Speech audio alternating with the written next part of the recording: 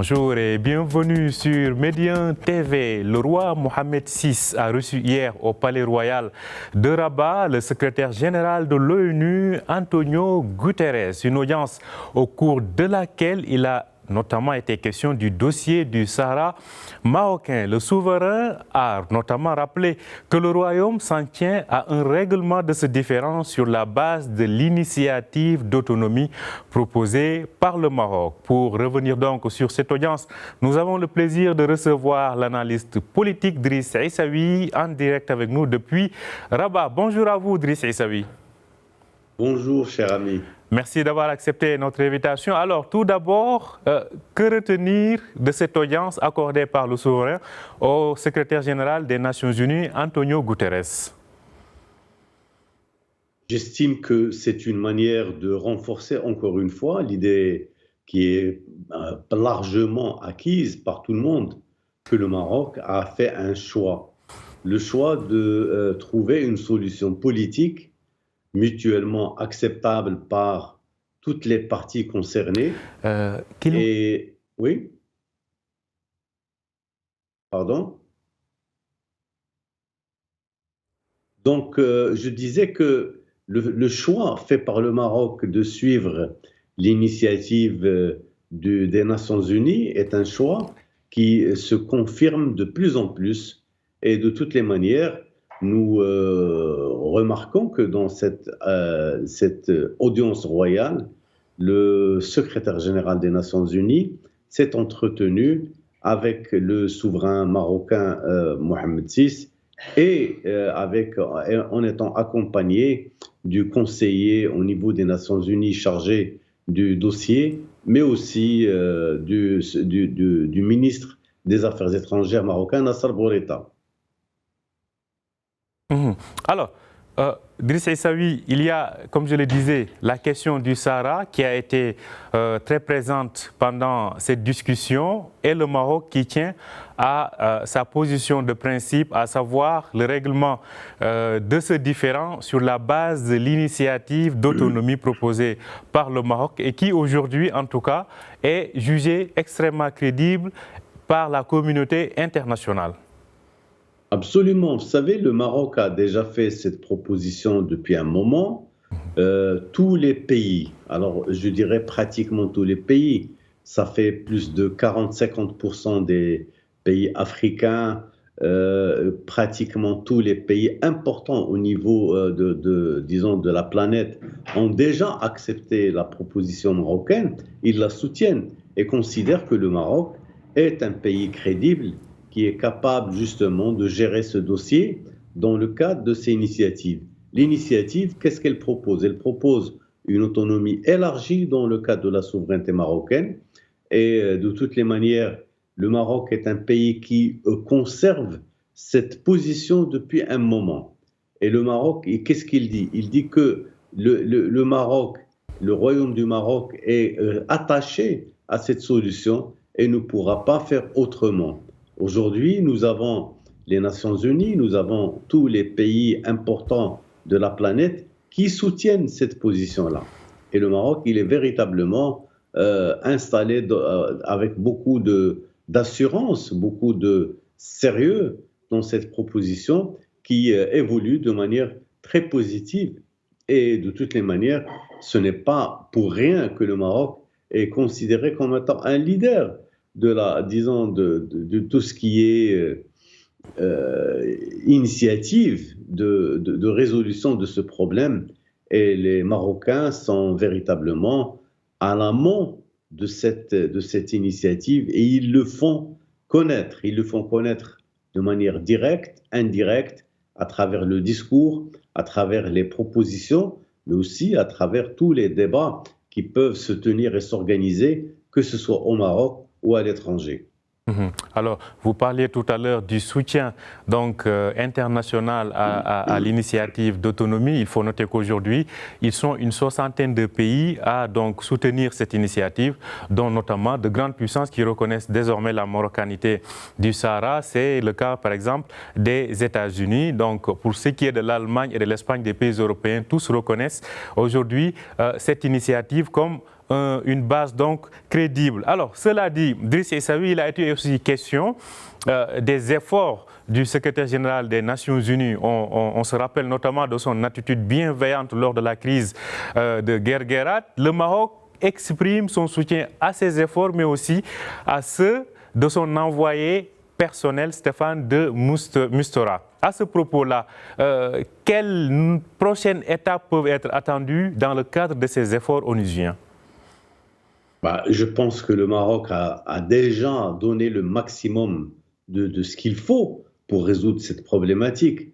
Et Stéphane de Mistura a essayé difficilement avec les voisins algériens, avec le Polisario, pour pouvoir donner plus de marge de manœuvre à la Minurso, pour pouvoir d'abord, on sait aujourd'hui que la Minurso a des problèmes d'approvisionnement en produits pétroliers, en eau, et qu'ils ont de grosses difficultés à bouger sur le territoire contrôlé par les Algériens.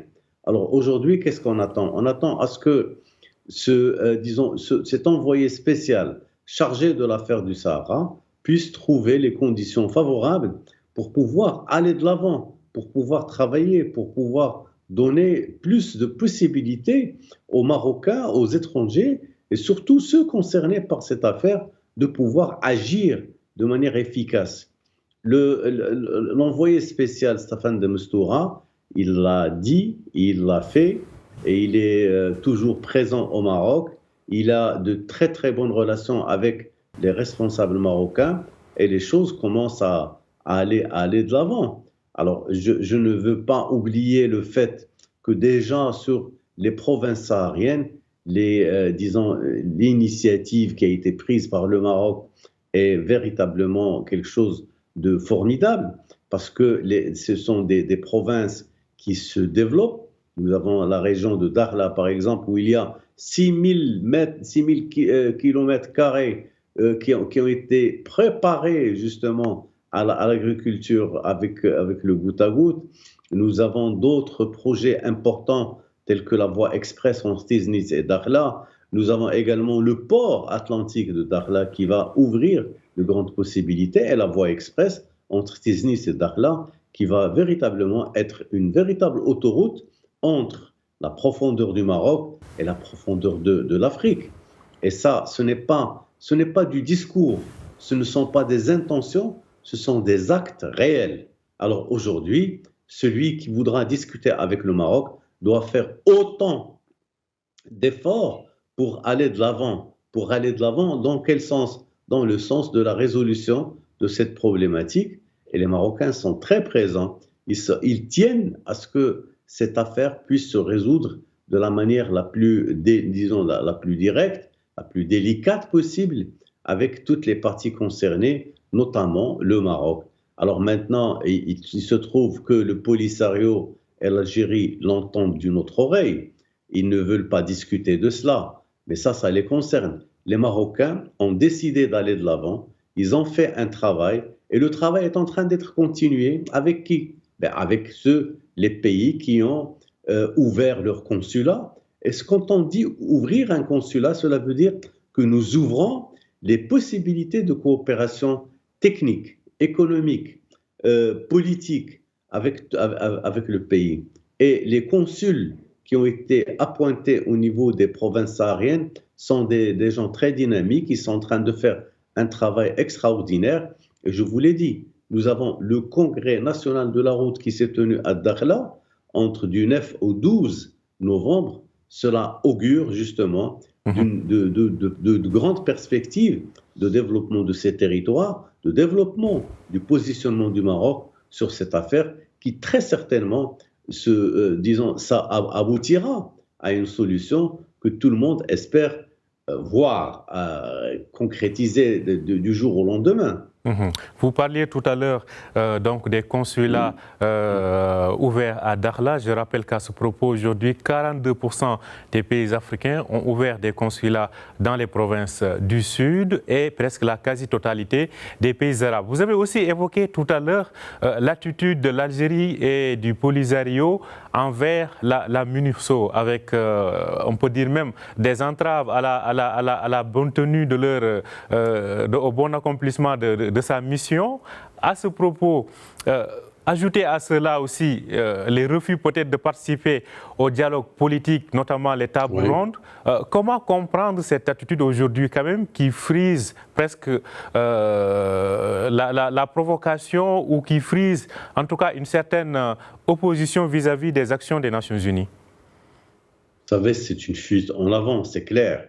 On n'a pas besoin de démontrer cela. Les Algériens, le Polisario, savent très bien qu'ils n'ont pas une attitude qui soit valable, qui soit défendable, et ils ne peuvent pas justement aller mieux et se comporter autrement que ce qu'ils sont en train de faire aujourd'hui. Les Algériens, le Polisario savent très bien qu'ils ne peuvent rien faire sur ce territoire et que de toutes les manières, les choses sont allées tellement loin dans la concrétisation de la marocanité du Sahara que personne ne pourra changer cette situation de fait. Et les Marocains sont véritablement très confiants en ce qui concerne la sérénité de leur position et le sérieux de leurs propositions qui ont été justement présentées à différentes occasions dans le cadre de débats, de tables rondes, vous l'avez dit. La Suisse avait accueilli des tables rondes très bénéfiques avec un autre convoyé spécial du secrétaire général. Et les choses ont bien avancé, mais malheureusement, la partie algérienne, le Polisario ne l'ont pas entendu de cette oreille. Mais aujourd'hui, qu'est-ce que nous avons?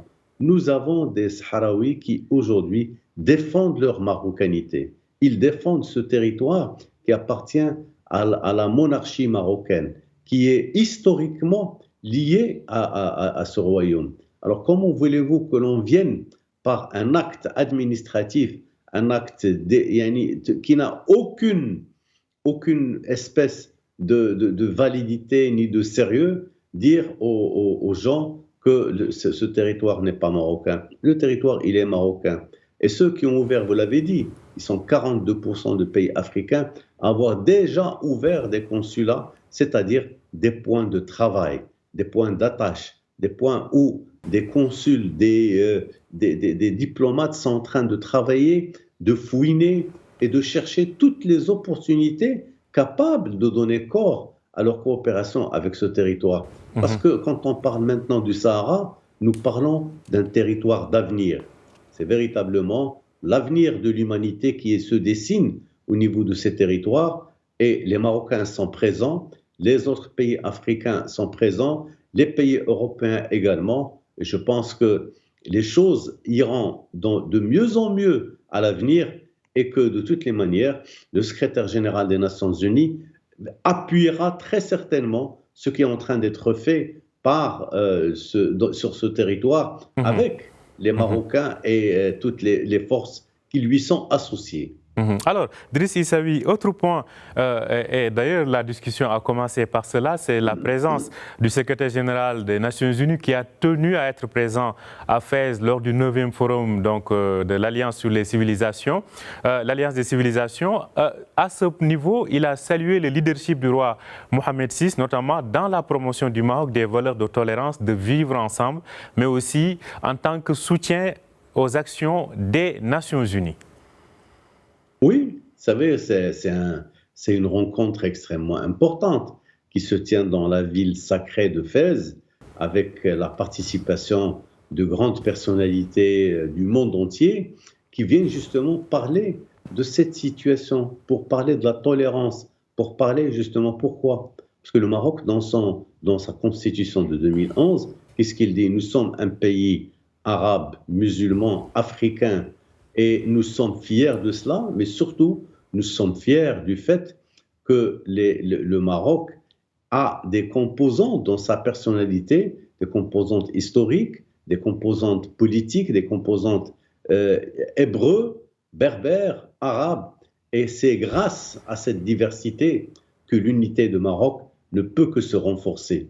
Et le Maroc, bien entendu, est en train de faire son rôle d'intermédiation civilisationnelle au niveau de ce territoire.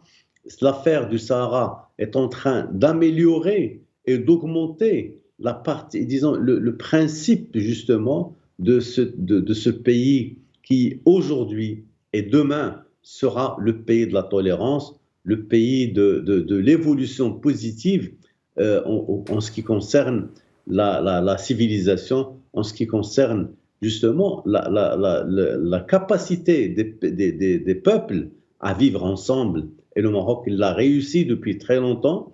Et l'affaire du Sahara donne un goût particulier à ce vivre ensemble au niveau du territoire marocain. Et je pense que ce qui s'est dit à Fès va avoir des conséquences extrêmement positives sur l'avenir de cette situation. Merci à vous, Driss Essaoui. Je rappelle que vous êtes analyste politique. Vous nous parliez donc depuis Rabat, suite donc à cette audience accordée par le roi Mohamed VI au secrétaire général des Nations Unies, Antonio Guterres, audience au cours de laquelle il a notamment été question du forum de l'Alliance des civilisations, mais également de la question du Sahara, le secrétaire général de l'ONU qui a salué le leadership du roi Mohamed V, Mohamed VI, autant pour moi, le roi Mohamed VI, qui a rappelé la prééminence donc du règlement de ce conflit ou de ce différend à travers donc sur la base de l'initiative d'autonomie proposée par le Maroc en 2007. Merci à vous, Driss Essaoui. Merci. Merci à vous aussi de nous avoir suivis. Je rappelle que vous pouvez retrouver cet entretien sur notre site www.medianews.com. Bonne journée, bonne suite de programme sur Médien TV.